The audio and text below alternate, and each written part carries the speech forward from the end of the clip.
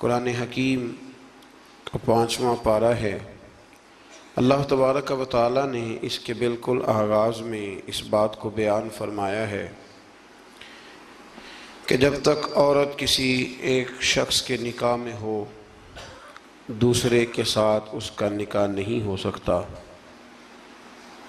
گویا قرآن مجید نے ایک اسلوب یہ بیان کیا کہ ایک وقت میں ایک خاوند کے نکاح میں تو چند بیویاں ہو سکتی ہیں، لیکن یہ ممکن نہیں ہے کہ ایک عورت کے 2 شوہر ہوں۔ ہاں، جو لونڈیاں ہوں اس زمانے میں جن کا چلن موجود تھا، اس حوالے سے اللہ تعالیٰ نے گنجائش عطا فرمائی۔ اسی تفصیل کو اہل رکوع کے اندر مختلف انداز میں بیان کیا گیا اور یہ بتلایا گیا کہ اسلام ہر خواہش کو پورا کرنے کے لیے پاک، صاف اور جائز رستہ عطا کرتا ہے۔ تو اس کے ماننے والوں کو یہ چاہیے کہ وہ کبھی بھی کوئی غیر فطری، غیر اخلاقی عمل نہ کرے جس سے کہ یہ محسوس ہو کہ یہ وہ لوگ ہیں شاید جن کی تربیت نہیں کی گئی۔ اللہ تبارک و تعالیٰ نے بہت ساری باتیں ارشاد فرمانے کے بعد اسی پارے کی آیت نمبر 28 کے اندر ارشاد فرمایا کہ یرید اللہ ان یخفف عنکم، فرمایا اللہ تعالیٰ چاہتا ہے کہ تم پر پابندیوں کا بوجھ ہلکا کرے۔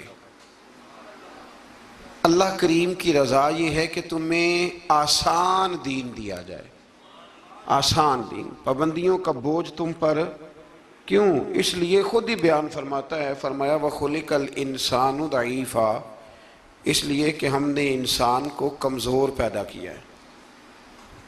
رب فرماتے ہیں کہ میں نے چونکہ پیدا کیا ہے تو میں اس کی صلاحیتوں کو جانتا ہوں، تو میں اسے کوئی ایسی شریعت نہیں دوں گا، کوئی ایسا دین نہیں دوں گا، مسلمانوں تم پر کوئی ایسا بوجھ نہیں ڈالا جائے گا جو تم سے اٹھایا نہ جا سکے۔ اللہ تبارک و تعالیٰ نے جتنے بھی ہمیں احکام عطا کیے نا، وہ نماز پڑھنے سے لے کر جہاد کرنے تک، زکوٰۃ دینے سے لے کر حج کرنے تک، جتنے بھی احکامات دیے ہیں سارے بندہ مومن کے لیے بڑے آسان ہیں، سارے بندہ مومن کے لیے بڑے آسان۔ اور جب انسان اس رستے پہ چلتا ہے تو پھر اللہ تبارک و تعالیٰ اس کی مدد فرماتا ہے، پھر اللہ اس کے لیے آسانیاں فرماتا ہے۔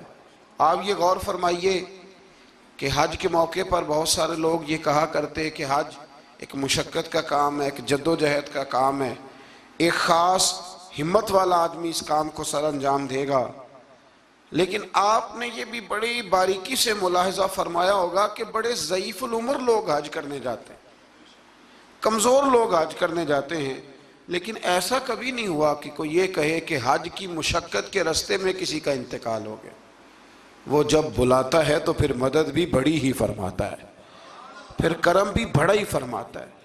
اسلامی احکامات جتنے ہیں، یہ فہم و فراست کے قریب بات ہے، اس کو سمجھ لیں، جتنے بھی اسلامی احکامات ہیں وہ سارے اللہ تبارک و تعالیٰ نے عطا ہی تب کیے ہیں کہ جب رب جانتا ہے کہ یہ لوگ اس عمل کو کر گزریں گے۔ یہ رمضان شریف آتا ہے تو بہت سارے لوگ ایسے ہیں جو کہتے ہیں جی ہم مزدوری کرتے ہیں، غریب لوگ ہیں، ہمارے لیے بڑی دشواریاں ہیں، ہمیں جد و جہد کرنی پڑتی ہے، تو روزہ رکھنا ہمارے لیے بڑا دشوار ہے۔ تو کوئی بیچ میں سے ایسا رستہ نکل آئے کہ جس رستے سے ہم بچ جائیں، تو میں کہا کرتا ہوں کہ اتنی سخت مزدوری آج کا کوئی بندہ بھی نہیں کرتا جتنی عرب کے مزدور سخت مزدوری کیا کرتے تھے۔ کوئی پہاڑ نہیں توڑتا، کوئی آدمی ایسا نہیں ہے کہ جو چکی اس طرح سخت انداز میں پیستا ہو، کوئی بھی وہ کٹھن کام نہیں جو اہل عرب کرتے تھے۔ لیکن جناب بلال حبشی نے کبھی کوئی روزہ بھی نہیں چھوڑا۔ حضرت سلمان فارسی رضی اللہ تعالیٰ عنہ کی آپ ساری سیرہ مبارکہ پڑھ لیں، اپنے روزمرہ کے معاملات کے باوجود، ایک تو ہے رمضان المبارک، علاوہ رمضان کے بھی ان کی جو نفلی عبادات ہوتی تھی وہ بھی ایک بہت بڑا مقام رکھتی۔ تو بلا وجہ لوگ پریشان ہو جاتے ہیں، اور ہمارے زمانے میں تو کانوں کو ہاتھ لگا لگا کے لوگ کہتے ہیں کہ او ہو معاذ اللہ جی بڑا مشکل ہے دین پہ عمل کرنا، بڑا مشکل ہے۔ وجہ صرف اتنی ہے کہ کوشش نہیں کرتے، توجہ نہیں کرتے، جس کو یہ اپنے لیے آسان سمجھ رہے ہوتے ہیں وہ کام ان کے لیے مشکل ہوتا ہے، اور جو چیزیں اللہ نے آسان کر دی ہیں وہ بہرحال آسان ہوتی ہیں۔ پھر تھوڑا آگے جائیں گے تو اللہ کریم نے اسی پارے میں ارشاد فرمایا کہ ایک دوسرے کا مال ناجائز طریقے سے نہ کھاؤ۔ ہاں، تجارت کرو باہمی رضامندی کے ساتھ، ایک دوسرے کے ساتھ لین دین کرو تو اچھے طریقے سے کرو، ناجائز طریقے سے کسی کا مال نہ کھاؤ۔ اس کی تفسیر میں ایک حدیث ہے مسند امام احمد بن حنبل میں، نبی کریم صلی اللہ علیہ وسلم نے فرمایا کہ جس شخص نے ناجائز طریقے سے مال کمایا ہے نا، یہ اسی کا تھا، اسی کا نصیب تھا، جس نے کما لیا اسی کا تھا۔ لیکن حضور فرمانے لگے اس نے جلدی کی ہے، اگر یہ تھوڑا انتظار کرتا تو اللہ یہی مال اسے جائز طریقے سے عطا فرما دیتا۔ اس نے جلد بازی کا مظاہرہ کیا ہے، غلط طریقہ اختیار کیا اس کو حاصل کرنے کا، اس نے اچھا نہیں کیا۔ تو ناجائز طریقے سے مال، آپ اندازہ فرما لیں کہ دنیا میں کتنے ایسے لوگ ہیں، کتنے کہ جو کہتے ہیں کہ ہم زندہ بھی دوسروں کے مال پہ ہیں، ہمارے پاس جو بنیادی رقم ہے تجارت کرنے کے لیے وہ بھی لوگوں کی ہے۔ لوگ چاہتے ہیں کہ دوسروں کے مال پر وہ اپنا قد اونچا کریں، اللہ تبارک و تعالیٰ نے اس بات سے سختی کے ساتھ منع فرما دیا۔ آیت نمبر 31 کے اندر اللہ تبارک و تعالیٰ نے ارشاد فرمایا کہ بڑے گناہوں سے بچنا، کبیرہ گناہوں سے بچنا۔ جو چھوٹے گناہ ہوں گے وہ تو اللہ اپنے فضل سے معاف فرما دے گا، لیکن تم کبیرہ گناہوں سے بچنا۔ کبیرہ گناہ کون سے ہیں؟ قتل سے بچنا، بہتان ترازی سے، پاک باز لوگوں پر بہتان لگانا کبیرہ گناہ، کبیرہ گناہ، قتل کبیرہ گناہ ہے، اور بہتان ترازی حدیث صحیح میں موجود ہے۔ ہمیں بالکل نہیں پتا ہوتا کہ سامنے والے کے معاملات کیا ہے، لیکن ہم بہتان لگا دیتے ہیں، اور شریعت کے اندر باقاعدہ اس کی حد رکھی گئی ہے، کوڑوں کی سزا رکھی گئی۔ جب تک آپ کو تحقیق نہ ہو جائے، میرے نبی کریم علیہ السلام نے فرمایا کسی شخص کے جھوٹا ہونے کے لیے اتنا ہی کافی ہے کہ سنی سنائی بات آگے بیان کر دیتا ہے، یہ جھوٹا ہے، اس کو چاہیے تھا اس کی تحقیق کرتا۔ اسی طریقے سے یتیم کا مال کھا جانا، یہ رمضان شریف آئے گا تو بڑے سارے لوگ چندہ لینے کے لیے میدانوں میں نکلیں گے، بڑے سارے لوگ یتیموں کا نام لیں گے، بیماروں کا نام لیں گے، کمزوروں کا نام لیں گے، مدارس کا نام لیں گے۔ اللہ سے ڈرنا چاہیے۔ اللہ کریم نے جو میرے اور میرے بچوں کے حصے میں رکھا ہے وہ کوئی دوسرا چھین سکتا نہیں، لیکن انداز غلط اختیار کرنا، اس سے انسان کا نقصان ہوتا ہے۔ کبیرہ گناہوں میں اس کو رکھا گیا۔ اسی طرح زنا کرنا، میدان جہاد سے بھاگ جانا، والدین کی نافرمانی کرنا، یہ سب کبیرہ گناہ ہے۔ اور اللہ کریم نے آیہ مقدسہ میں ارشاد فرمایا کہ تم کبیرہ گناہوں سے بچ جانا، صغیرہ اللہ اپنے فضل سے معاف کر دے گا۔ صغیرہ گناہ کیسے معاف ہوتے ہیں؟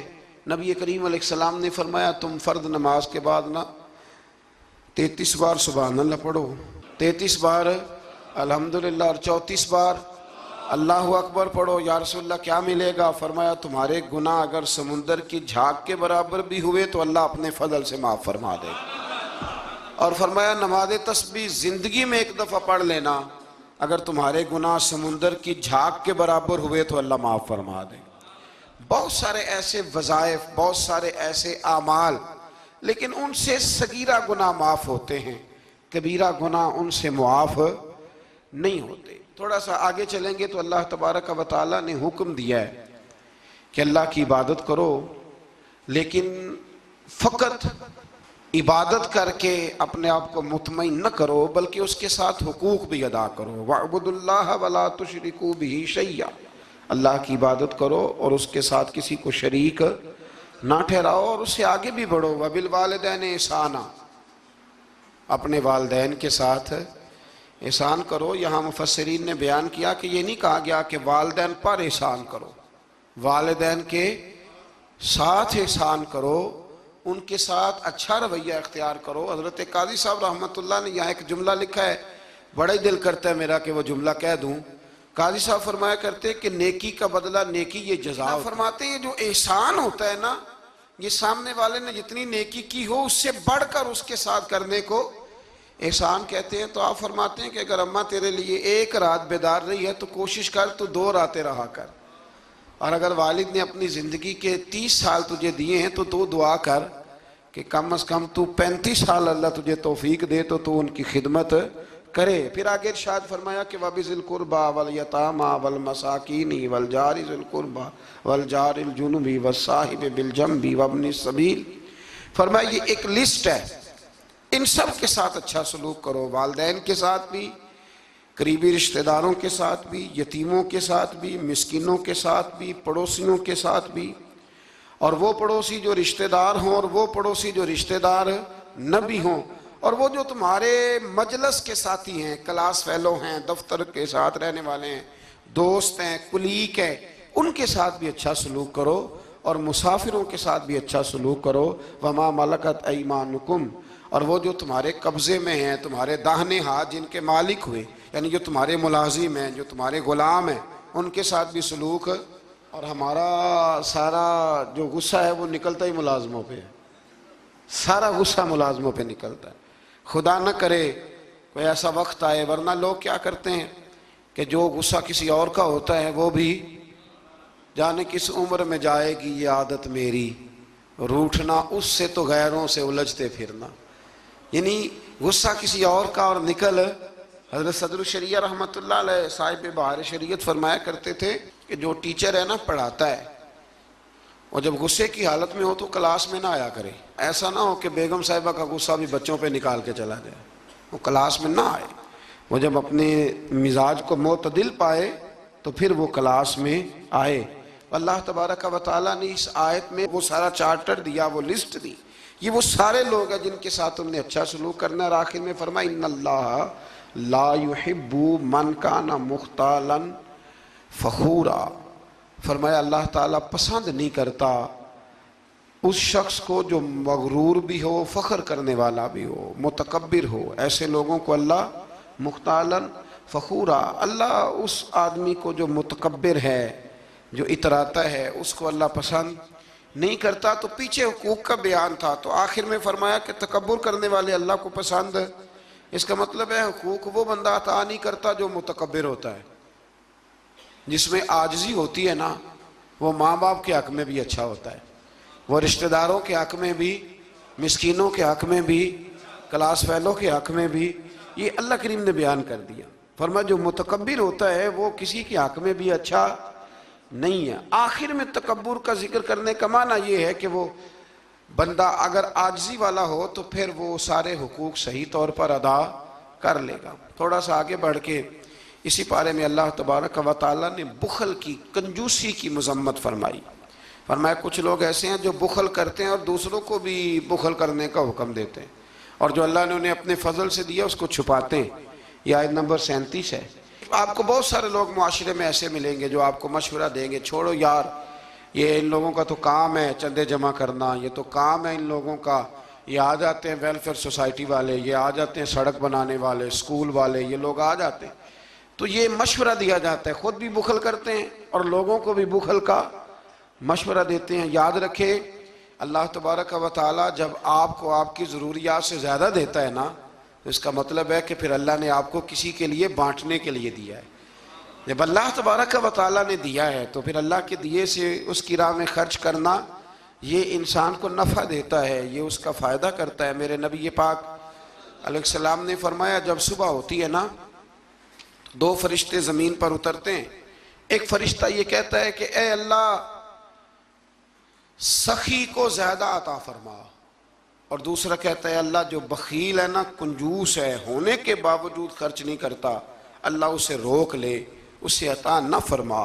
دونوں فرشتے یہ کہتے ہیں، اور حضور فرمانے لگے جو سخی ہے وہ اللہ کے بھی قریب ہے، لوگوں کے بھی قریب ہے، اور جنت کے بھی قریب ہے، اور جو کنجوس ہے وہ بندوں سے بھی دور ہے، معاذ اللہ اللہ سے بھی دور ہے، اور جنت سے بھی دور ہے۔ تو کوشش کریں جو اللہ نے دیا ہے اس میں سے اللہ کے راستے میں خرچ کیا جائے۔ انہی آیات مقدسہ میں پھر امانتیں ادا کرنے کا بھی حکم ہے، آگے چل کے پھر حسد کی ممانعت بھی فرمائی گئی، پھر ان لوگوں کو سمجھایا گیا کہ جو بلا وجہ لوگوں کو حاکموں تک لے جاتے ہیں، یعنی بلا وجہ کے مقدمات، بلا وجہ یہ جو ہمارے مالدار لوگ ہوتے ہیں انہوں نے تو ایک پکا وکیل رکھا ہوتا ہے مقدمے کرنے کے لیے، اس پہ بھی کر دو، اس پہ بھی کر دو، اس پہ بھی کر دو، الجھائے رکھتے ہیں۔ اور بغیر کسی سبب کے بعض لوگوں کی یہ عادت ہوتی ہے لوگوں کو تنگ کرنا، نوٹس بھیجتے رہنا۔ اللہ کریم نے ان آیات کے اندر منع فرمایا۔ 5ویں پارے کی سورہ نساء کی آیت نمبر 64 فرمایا وَمَا أَرْسَلْنَا مِن رَسُولٍ إِلَّا لِيُطَاعَ بِإِذْنِ اللَّهِ، فرمایا ہم نے جو رسول بھی دنیا میں بھیجے اس لیے بھیجے کہ ان کی اطاعت کی جائے، ان کی فرما برداری کی جائے۔ اور آگے ارشاد فرمایا وَلَوْ أَنَّهُمْ إِذْ ظَلَمُوا أَنفُسَهُمْ جَاءُوكَ، محبوب جب یہ لوگ اپنی جانوں پہ ظلم کر بیٹھے تو آپ کی بارگاہ میں حاضر ہو جائیں۔ وَلَوْ أَنَّهُمْ إِذْ ظَلَمُوا أَنفُسَهُمْ جَاءُوكَ، محبوب جب یہ اپنی جانوں پہ ظلم کریں تو آپ کی بارگاہ میں حاضر ہو جائیں۔ ظلم سے مراد جب گناہ کر بیٹھے پھر کیا کریں؟ فَاسْتَغْفَرُ اللَّهَ، اللہ سے معافی مانگیں، وَاسْتَغْفَرَ لَهُمُ الرَّسُولُ، اور رسول بھی ان کی سفارش کر دیں، لَوَجَدُ اللَّهَ تَوَّابًا رَحِيمًا، تو یہ ضرور اللہ کو توبہ قبول کرنے والا اور رحم کرنے والا پائیں گے۔ تو یہ کون فرما رہا ہے؟ اللہ کریم کہ جب اپنی جان پہ ظلم کرو تو میرے محبوب کے دروازے پہ آ جاؤ۔ مجرم ہو تو منہ اشکوں سے دھوتے ہوئے آؤ، آؤ در تواب پہ روتے ہوئے آؤ۔ قرآن میں موجود ہے توبہ کا طریقہ، سرکار کی دہلیز سے ہوتے ہوئے آؤ۔ اب کچھ لوگ یہاں اپنی مرضی کی تشریح بھی کرتے ہیں، کچھ لوگوں کا مزاج بن جاتا ہے، وہ کہتے ہیں جی پہلے تو کہنے لگے کہ اس آیہ مبارکہ کے مفاہیم ہی کچھ اور ہیں، پھر جب امت نے زیادہ بیان کیا تو کہنے لگے یہ حضور کی حیات ظاہرہ تک تھی۔ تو میں نے کہا یہ کہاں لکھا ہوا ہے؟ قرآن مجید میں کہاں لکھا ہوا ہے؟ اللہ پاک نے تو مطلق کہہ دیا کہ جب بھی ظلم کرو تو میرے محبوب کی بارگاہ میں، چاہیے تھا نا کہ جو تشریح تم کر رہے ہو۔ اللہ کریم انہی الفاظ کے ساتھ بیان فرماتے کہ زندگی میں جانا بعد از وصال نہ جانا۔ تو جب اللہ کریم نے اس حکم کو مطلق رکھا، مسند امام احمد بن حنبل میں حدیث ہے، خلیفہ عبد الملک بن مروان کہتا ہے کہ میں رات کے وقت نا نبی کریم علیہ السلام کے روضہ اطہر کی طرف نکلا تو میں نے ایک شخص کو نا حضور کی قبر انور پر لیٹے ہوئے دیکھا، اور کس طرح لیٹے تھے کہ اپنے رخسار نبی پاک علیہ السلام کی قبر کے ساتھ وہ رگڑ رہے تھے۔ تو کہتے میں نے ان کو ٹھوکر ماری، میں نے کہا تمہیں پتہ ہے تم کیا کر رہے ہو؟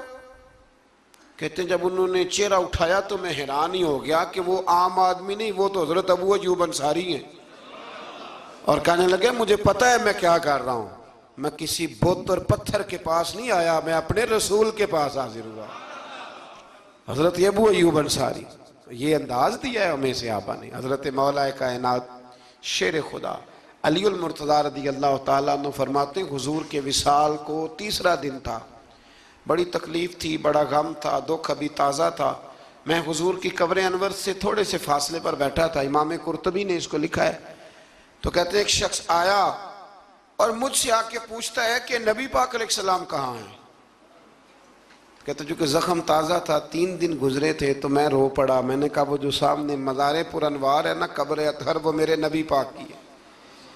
تو کہتے ہیں وہ حضور کی بارگاہ میں آیا اور اس نے مٹی اٹھا کے اپنے سر پہ ڈالی، عرض کرنے لگا یا رسول اللہ صلی اللہ علیہ وسلم، رب فرماتا ہے ظلم کر لو تو میرے محبوب کی بارگاہ میں آؤ، تو میں تو آ گیا ہوں، مجھ سے غلطی ہو گئی، بھول گیا تو حضور میں آ گیا ہوں، تو آپ نے پردہ کر لیا، میں کدھر جاؤں؟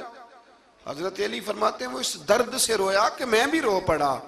آپ فرماتے ہیں مجھے اللہ کی عزت کی قسم میں نے اپنے کانوں سے سنا حضور کی قبر انور کے اندر سے آواز آئی، او اعرابی چلا جا، اللہ نے تیرے سارے گناہ معاف فرما دیے۔ مجرم ہو تو منہ اشکوں سے دھوتے ہوئے آؤ، آؤ در تواب پہ روتے ہوئے آؤ۔ قرآن میں مذکور ہے توبہ کا طریقہ، پر سرکار کی دہلیز سے ہوتے ہوئے آؤ۔ اور پھر بالکل متصل اس سے آگے فرمایا فَلَا وَرَبِّكَ لَا يُؤْمِنُونَ حَتَّى يُحَكِّمُوكَ فِي مَا شَجَرَ بَيْنَهُمْ، کیا انداز ہے! اور اس انداز کی یہ قرآن مجید میں شاید انفرادی آیت ہو۔ فرمایا محبوب مجھے تیرے رب کی قسم، عجیب انداز ہے نا قسم اٹھانے کا، اے محبوب مجھے تیرے رب کی قسم، یہ انوکھا انداز ہے۔ قرآن مجید کا، فرمایا محبوب مجھے تیرے رب کی قسم یہ لوگ اتنی دیر تک مومن نہیں ہو سکتے جب تک اپنی ہر بات میں تیرا فیصلہ قبول نہیں کر لیتے۔ بڑا معروف واقعہ ہے لیکن یہاں اس کا ذکر کرنا بھی بڑا ہی ضروری ہے۔ ایمان اور عقیدے کے لحاظ سے وہ اتنا زرخیز واقعہ ہے، اتنی خوبصورت ٹھنڈک ہے کہ جو دل کو، آنکھوں کو، کلیجے کو سکون دیتا ہے۔ ایک منافق کا اور ایک یہودی کا جھگڑا ہو گیا۔ وہ جو منافق تھا نا وہ کلمہ پڑھتا تھا، منافق کہتے ہیں اس کو ہیں جو اپنی زبان سے کلمہ پڑھے اور اندر اس نے نفاق چھپایا، وہ دونوں کا جھگڑا ہو گیا۔ نبی کریم علیہ السلام کی بارگاہ میں حاضر ہوئے تو حضور نے فیصلہ یہودی کے حق میں دیا، کلمہ گو کے حق میں نہیں دیا، اس منافق کے حق میں۔ وہ نہ کہنے لگا جی میں تو فیصلہ حضرت عمر سے کراؤں گا۔ وہ حضرت عمر فاروق کے پاس گئے اور جا کر کے کہا کہ یہ ہمارا معاملہ ہے تو فیصلہ کر دے۔ جناب عمر بات سننے لگے تھے کہ وہ یہودی بولا، کہنے لگا عمر ایک بات کا لحاظ کر لینا کہ نبی کریم کی بارگاہ میں یہ بات پہلے سے طے ہو چکی ہے اور حضور نے میرے حق میں فیصلہ دے دیا ہے، پر یہ کلمہ پڑھ کے کہتا ہے کہ میں نے عمر سے فیصلہ کرانا ہے، میں معاذ اللہ حضور کے فیصلے کو نہیں مانتا۔ جناب عمر فرمانے لگے بیٹھو پھر میں ابھی آیا۔ حضرت عمر اندر تشریف لے گئے اور تلوار لائے، اور تلوار اٹھاتے ہی اس منافق کی گردن اتار دی۔ فرمایا جو میرے نبی کا فیصلہ نہ مانے، عمر کی تلوار اس کا فیصلہ کر دیا کرتی ہے۔ شور ہو گیا جیسے آج لوگ شور کرتے ہیں، کلمہ گو کو ایسے کہہ دیا، کلمہ گو کو یہ، وہاں بھی شور ہو گیا کہ کلمہ گو مار دیا جی عمر نے، کلمہ پڑھنے والا مار دیا، کلمہ پڑھنے والا مار دیا، مسلمان مار دیا، وہ تو کلمہ پڑھتا تھا۔ جب بہت شور ہوا تو اللہ تعالیٰ نے قرآن مجید کی یہ آیت نازل فرمائی، فرمایا محبوب کون سا کلمہ اور کون سا اس کا ایمان؟ ایمان تو تب مکمل ہوگا جب تیرے فیصلے قبول کرے گی۔ کلمہ پڑھنے سے تھوڑی ایمان مکمل ہوگا، جب تک تیرا فیصلہ ہی قبول نہیں کرتے۔ تو جس کا رب ہی ایمان قبول نہ کرے، لوگوں کو کیا ضرورت ہے شور کرنے کی کہ بڑا ایمان والا ہے؟ اللہ ہی جس کا ایمان قبول نہ کرے۔ تو میرے عزیز دوستو، اللہ تبارک و تعالیٰ نے آگے چل کے پھر اس گروہ کا ذکر بھی اسی سورہ مبارکہ میں اور اسی پارے میں بیان فرمایا جس گروہ کے رستے پر چلنے کی ہم ہر نماز میں دعا مانگتے ہیں، انعم اللہ علیہم من النبیین والصدیقین والشہداء والصالحین۔ فرمایا وہ جو تم ہر نماز میں کہتے ہو نا صراط الذین انعمت علیہم، تو انعام یافتہ لوگ اس سورہ مبارکہ نے آیت نمبر 69 میں بیان کیے۔ فرمایا وہ انبیاء ہیں، صدیقین ہیں، شہداء ہیں، صالحین ہیں، اور انداز دیکھیے کتنا شاندار ہے قرآن کا۔ فرمایا وَحَسُنَ أُولَئِكَ رَفِيقًا، فرمایا یہ کتنے اچھے ساتھی ہیں، وَحَسُنَ کتنے حسین دوست ہیں، یہ ان سے دوستی کرو، ان سے دوستی، یہ بڑے حسین لوگ ہیں، بڑے حسین انبیاء، صدیقین، شہداء اور صالحین۔ تو اللہ تبارک و تعالیٰ نے پھر طاغوت کے رستے پر چلنے سے منع فرمایا اور اپنے رستے پر چلنے کا حکم دیا۔ ایک آیہ کریمہ اور پڑھتا ہوں اور بات کو سمیٹتے ہیں۔ اسی قرآن مجید کی سورہ نساء میں، اسی پارے میں آیت نمبر 82 میں اللہ کریم نے قرآن کی، اسلام کی اور دین کی ایک اور صداقت کو بیان کیا۔ فرمایا افلا یتدبرون القرآن، کیا یہ لوگ قرآن میں غور نہیں کرتے، تدبر نہیں کرتے، توجہ نہیں کرتے قرآن میں؟ فرمایا وَلَوْ كَانَ مِنْ عِنْدِ غَيْرِ اللَّهِ، اگر یہ اللہ کے علاوہ کسی اور کی طرف سے ہوتا لَوَجَدُوا فِيهِ اختلافاً كَثِيرًا، تو یہ اس میں بڑا سخت اختلاف پاتے، یہ اس میں پاتے کہ بہت ساری جگہوں پہ متضاد باتیں ہیں، کہیں کچھ کہا جا رہا ہے اور کہیں کچھ کہا جا رہا ہے۔ قرآن مجید ایک دم نہیں آیا، جو کتاب ایک دم لکھی جاتی ہے نا اس میں اختلاف نہیں ہوتا، 23 سالوں میں آیا ہے۔ لیکن جو بات پہلے دن بیان ہو رہی تھی غار حراء میں، آخری دن حجۃ الوداع میں بھی وہی بات بیان ہو رہی ہے، تو سمجھ لیں کہ جب 23 سالوں کے اندر ایک جملے کا، ایک فکرے کا تضاد قرآن میں نہیں آیا تو پھر یہ کسی غیر کا کلام نہیں، یہ اللہ ہی کا کلام ہے۔ تو قرآن مجید میں الحمد سے لے کر والناس تک کسی بات میں کوئی تضاد نہیں۔ آج بھی کئی کتابیں بڑے بڑے زبردست لوگ لکھتے ہیں، بڑے بڑے اچھے ادیب لکھتے ہیں، بڑے بہترین صاف ستھرے قلم والے لوگ جن کو شستہ لکھنا آتا ہے، صاف ستھرا لکھتے ہیں، شعر و شاعری سے ان کا اچھا شغف ہوتا ہے، لیکن ان کے نظریے کی کئی دفعہ سمجھ نہیں آتی، پہلے صفحے پہ کچھ اور کہہ رہے ہوتے ہیں، بیچ میں جا کے وہ لفظوں کا ہیر پھیر تو ٹھیک ہوتا ہے لیکن جملوں کی کوئی ترتیب نہیں ہوتی۔ بڑے بڑے عمدہ لوگ آپ کو ملیں گے کہ ان کی باتوں میں تضاد ہوتا ہے، گفتگو کے اندر بہت ساری چیزیں آپ کو ایسی مل جاتی ہیں، کیونکہ کمزور ہے نا، انسان ہے، انسان کبھی کچھ کہتا ہے اور کبھی کچھ کہتا ہے، اس لیے انسان کی اور رب کریم کی تخلیق اور گفتگو میں بڑا فرق ہے۔ حضرت حکیم الامت مفتی احمد یار خان صاحب نعیمی رحمۃ اللہ علیہ نے یہاں ایک بات بڑی شاندار بیان فرمائی۔ آپ فرماتے ہیں کہ انسان نے ٹرین تو بنا لی ہے پر کوئی انسان چیونٹی نہیں بنا سکا۔ ٹرین بڑی ہوتی ہے نا، بلکہ بہت بڑی ہوتی ہے، اور چیونٹی اس کے مقابلے میں چھوٹی ہوتی ہے، تو فرماتے ہیں کہ ٹرین بنا لی ہے پر آج تک کوئی بندہ چیونٹی، فرمانے لگے بڑے بڑے اس نے بلب بنا لیے، لائٹیں بنا لی، بڑا کچھ کر لیا، پر جگنو بنا سکا؟ جگنو بڑا چھوٹا ہوتا ہے، تو اس نے بڑا کچھ بنا لیا ہے پر جگنو نہیں بنا سکا۔ تو سمجھ میں یہ بات آتی ہے، شعور میں یہ بات بیٹھتی ہے کہ اللہ کی تخلیق صرف اللہ ہی کی ہے۔ کسی بندے کی تخلیق، حالانکہ وہ بھی اللہ کی دی ہوئی عقل سے کچھ تخلیق کرتا ہے، اگر کرتا ہے اللہ کے دی ہوئی طاقت سے کرتا ہے، لیکن رب کریم کی تخلیق کے قریب قریب بھی کوئی چیز جا سکتی۔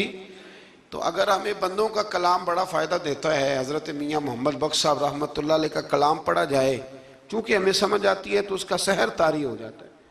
اسی طریقے سے اگر کوئی اچھا باعمل عالم گفتگو کرے تو دل پہ بات اثر کرتی ہے، اور میرے رسول کریم اگر کلام فرمائیں تو حضرت انس بن مالک فرماتے ہیں حضور گفتگو کرتے تھے قیامت کے بارے میں، تو لگتا تھا اٹھ کے باہر جائیں گے تو قیامت آ جائے گی۔ تو یہ ساری باتیں اگر اثر رکھتی ہیں تو پھر بتائیے اللہ کا قرآن کتنا اثر رکھتا ہے۔ اس میں تدبر کریں، اس میں غور کریں، اس میں فکر کریں، تو انشاءاللہ اللہ تبارک و تعالی بہت سارے راستے آسان کرے گا۔ اللہ سمجھنے کی توفیق عطا فرمائے۔ آخر دعوانا